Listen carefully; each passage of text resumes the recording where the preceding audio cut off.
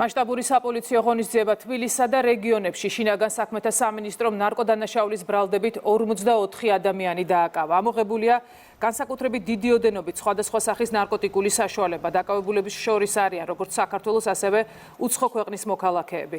სამართალდამცველებმა მოსამართლის განჩინების საფუძველზე არაერთი ფარული საგამოძიებო მოქმედება ჩაატარეს. დგინდება, რომ დაკავებული ნარკორეალიზატორები ნარკოტიკულ საშუალებებს მოქალაქეებზე სხვადასხვა მეთოდით და გზით სისტემატურად ყიდდნენ.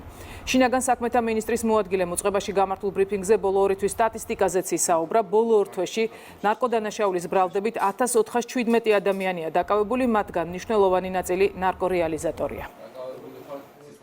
დაკავებული ნარკორეალიზატორები ნარკოტიკულ საშუალებებს მოქალაქეებზე სხვადასხვა მეთოდითა და გზით სისტემატურად ყიდდნენ. სამართალდამცველებმა მოსამართლის განჩინების საფუძველზე რამდენჯერმე განახორციელეს ნარკოტიკული საშუალებების საკონტროლო შესყიდვა და აღნიშნული შესყიდვების ფარული აუდიო-ვიდეო ჩაწერა.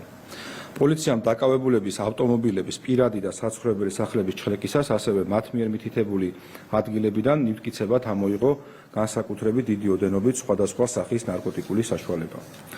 საგამოძიებო მოქმედების შედეგად ამოღებულია ნარკოტიკული საშუალების დაფასვებისათვის საჭირო მასალები, წებოვანი ლენტები და ელექტროსასწორები. ხოლო ერთ-ერთი დაკავებულისგან ამოღებულია ცეცხლსასროლი იარაღი. სამართალდამცველებმა ბოლო 2 თვის განმავლობაში ნარკოტიკული დანაშაულის ბრალდებით დააკავეს და სისხლის სამართლის პასუხისგებაში მისცეს 1417 პირი, რომელთაგან საკმაოდ მნიშვნელოვანი ნაწილი არის ნარკორეალიზატორი.